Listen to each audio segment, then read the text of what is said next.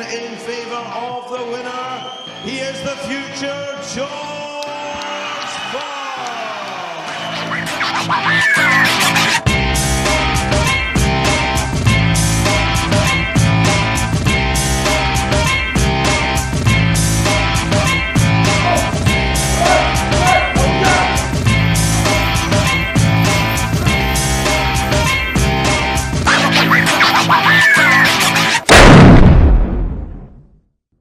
As a kid, I was always very athletic. I was always into sports. So, you know, I used to love football, growing up as an Arsenal fan, a Tottenham household, funnily enough. But yeah, I actually, weirdly enough, I grew up wanting to be a football manager because I was always like quite bossy, or because I was the biggest kid growing up. I was always the tallest one, and people, I think naturally, people would see me as like the alpha male in the group. So I would always take that dominant position, and I was always interested in sports. My dad opened up a gym, boxing gym, trained a boxer called Derek Chisora, and Anthony Josh used to come to the gym a lot in the early days, and he sort of like engineered the start of both of their careers. And I started to, take a liking to those characters, those individuals, and I saw the journeys that they went on early on in their career, and it sort of inspired me to get involved. And obviously my dad was hugely instrumental. He wasn't forceful at all. He wasn't like the kind of father that's like, you've got to come to the gym and do this and do that and take part in training. He let me come on my own accord. And yeah, so I mean, he was a huge inspiration. I look up to him as a figure in boxing, but also as my dad, and there we found ourselves. Boxar Gym, North London. A father and son relationship bred through boxing. Since 2016, George has taken on the reins of his dad's gym and runs it as a business. Juggling a career in professional boxing whilst finding the time to run a successful gym takes a lot of hard work and support. But initially, boxing was just one of a number of options for George, because after securing 10 GCSEs and 3 A-levels including maths, law school or university were also realistic possibilities. I didn't really want him to box. I wanted him to be a footballer. Yeah, and he opted to do boxing. He said, I want to do it. I said, okay, do it as an amateur, do your studies. I know you like boxing like I do. Do your studies first and foremost, and then do the boxing, have a few fights as an amateur, and then leave it at that. You can become a lawyer. He wanted to do law. I said, do your foundation, then you can specialize and become a sports lawyer or something. That was the plan. It was never meant to go and become a professional boxer. His amateur career wasn't brilliant. He didn't really win any major honors as an amateur. He didn't go to any of the games, Commonwealth or Olympics and stuff. So when he got to a certain age as an amateur, it got to 24, I said to him, no more, because knowing my experience, what I've achieved as a coach, as a professional boxing coach, I said, no more, you're 24, got to make a decision, get a job, another profession. He's very academic. He could easily go into the city with his qualifications and get a good job in the city. But he said, Dad, I want to be a professional boxer. Again, it wasn't a straightforward thing. I had to remind him of the dangers. It's not to be played with. And if you do it, you've got to do it 100%. You can't do it 90% or 90, anything below 100% will not do. And he assured me that if he did it, he would give it his all. And here we are today. He's a professional boxer. His second professional fight is pending. In about 10 days' time, he'll have his second professional fight.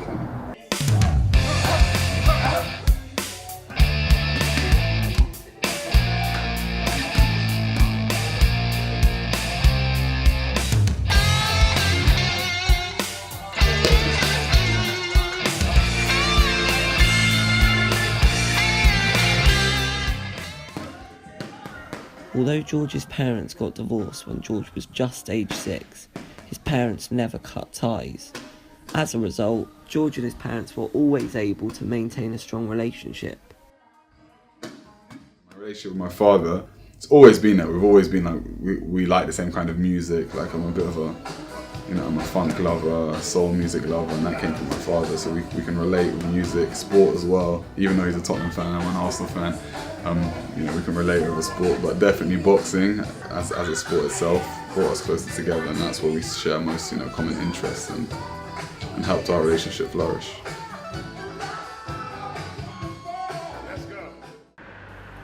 Being an only child, George is exceptionally close to his mother Adele, who he has lived with all his life. And after the sacrifices Adele's made for George over the last 26 years, he insists on living at home to ensure that they always remain close. I think he's a bit of a mummy's boy, because it was kind of George and I against the world, really. We were always together. You know, everything that I did, you know, kind of was to benefit him.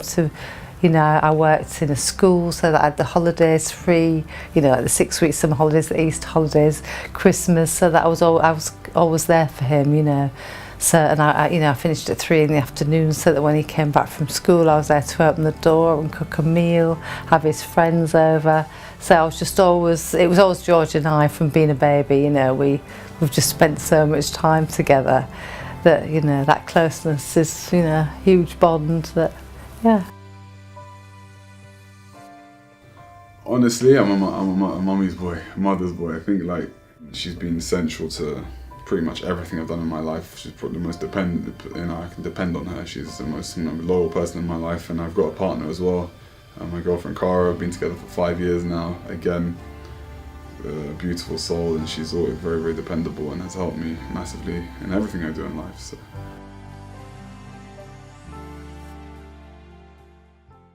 Part of being a 21st century boxer is having a contingency plan. George took over Don's gym and now deals with the day-to-day logistics of running Boxar. Partnered with some of his close friends, George has built Boxar into a hub for fitness enthusiasts, offering a fusion of boxing and high-intensity training for both one-to-ones and groups. And say the Sundays are complimentary on top of for like a short period of time, short period of time you can get growing.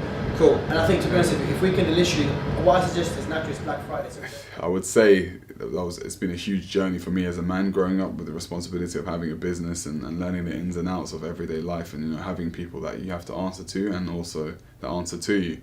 And yeah, it consumes a lot of my time. It's something that through boxing, it's all fitness related, and through boxing I realised there was an opportunity to bring you know, that sort of training to the everyday public, because I was always around, you know, the whole professional element, but a lot of people love, you know, boxing, especially as a means of, you know, cardiovascular training, fitness training. So yeah, I embarked on a project with a business partner, my friend Rez Barad, and we developed Boxer, which was a concept my dad had, you know, going back many years, and sort of brought it to North London. So I've learned on the job a lot of things that we've done, like especially with my business partner, we've learned as we've gone on. I didn't go to, you know, I didn't study business. I didn't have this just whatever knack just to do everything perfectly. We've sort of learned as we've gone on, you know, on the go, learn on the job. And I think sometimes you can't beat that, because the experience of having to feel yourself, like most people that have, you know, they can maybe have a budget and they employ people for specific or specialised positions, and anything refurbishment based. We had to do everything from the structures, painting. I've wired things myself. Like, I've been an electrician, I've done everything. Like, and I think part of that makes you, you know, it makes you grow as a person, because it makes you appreciate your business and what you've had to do to take it to the level where it's currently at. There may be a few class pass. Oh, okay, yeah, we don't. If you can't account, you can account for 10% of class pass people that. Yeah, sure. But it's still a significant amount, bro. That's active people to attack. Like, that's ridiculous. Just 10 days out from his second professional fight, George has to put his business on the back burner and try to focus on the 27th of October, where George will be fighting on a big card at London's Copper Box Arena. A win for George could see him go on to feature on the big O2 Arena card in December, when his stablemate and friend Derek Chisora takes on Dillian Whyte for a second time. But to do so, George has to be at peak condition. His strength and conditioning coach is helping him to build fitness ahead of the fight. I think definitely finding the balance between the two is tough, because obviously I'm in business with other people as well, and the boxing, when you get to a certain level, that's your sole commitment. You can't really do anything else. If you want to be the best boxer around, which is what I want to do, I want to be the best heavyweight in the world, you can't do 5 other things. It's not possible. So it is becoming more of a challenge now that I've turned professional, 100%. One more, let's go.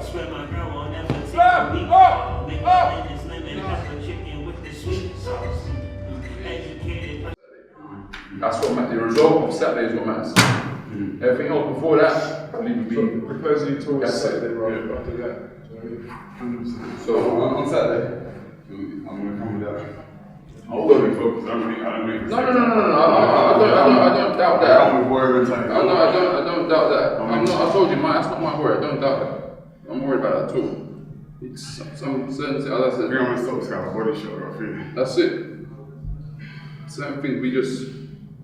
It's weird. Sometimes even when you're playing, when I used to play football, I used to turn up, elbow hurting, knee hurting, back hurting. It's just, sometimes it is digestive shit. Sometimes that hurts me as well. So, but at the end of the day, when you get on there, nobody cares. Yep. You're not going to announce before Facts. that, no one cares. They want to see performance, they want to see you win. That's all they care about.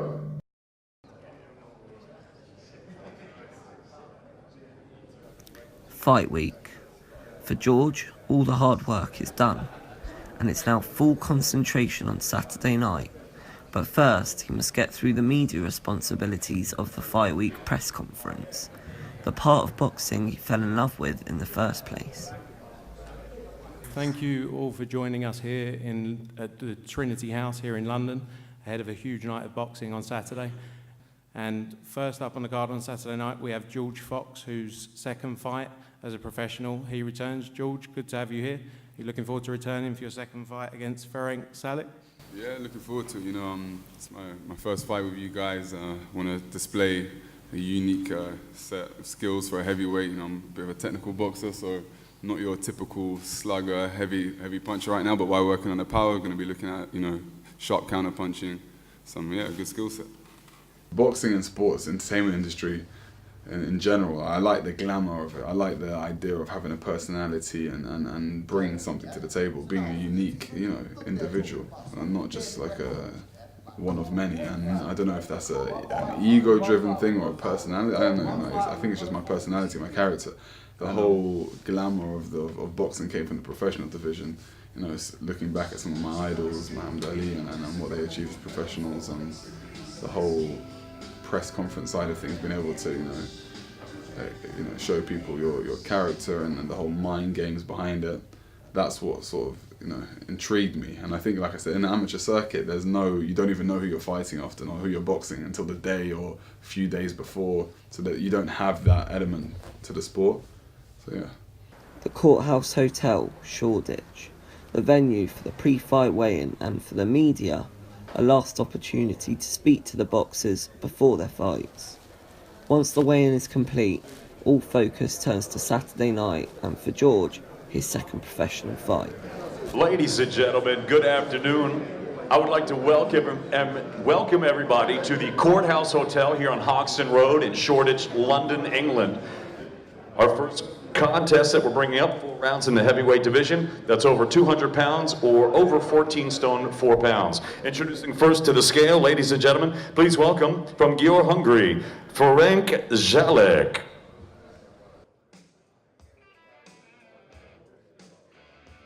He's got to shed the Giannis Antetokounmpo jersey. Now to the scale, ladies and gentlemen, George the Future Fox.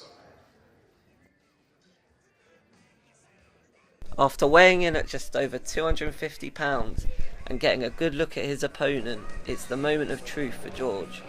Don, George's father, is right there with him, and after the sacrifice and dedication both parents have shown to George, it's time to see if it all pays off. And his opponent across the ring, fighting in the blue corner, he wears the white with the silver snakeskin. He's standing ready, 18 stone, 2 pounds and 4 ounces. This young professional record stands perfect, 1 fight, 1 victory. Fighting out of Golders Green, London, it's George, the Future Fox.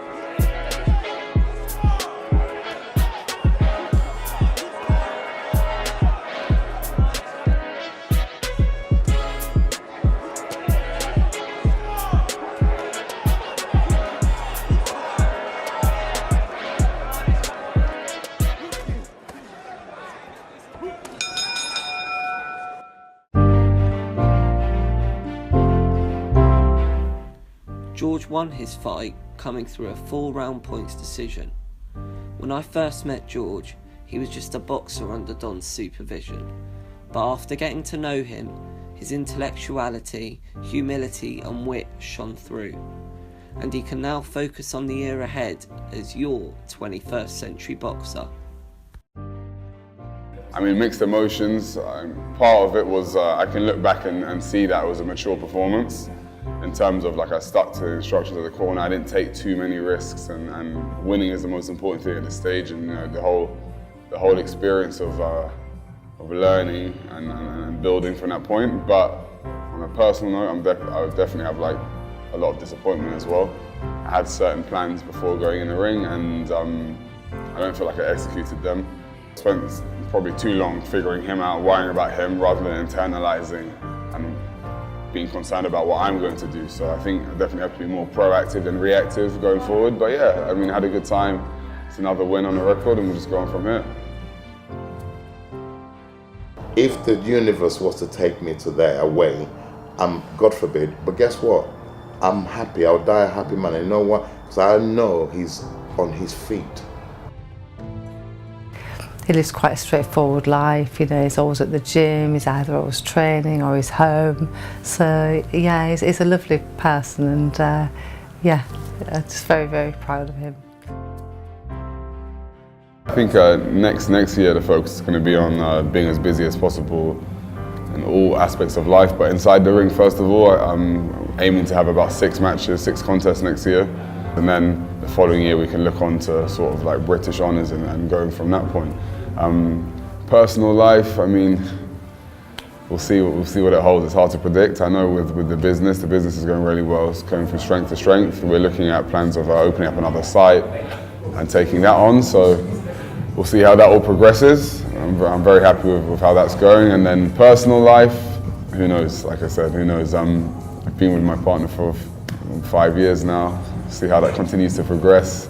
We've moved in together now, so it's a bit more, you know, getting to a more serious stage. And yeah, we'll see how everything unfolds.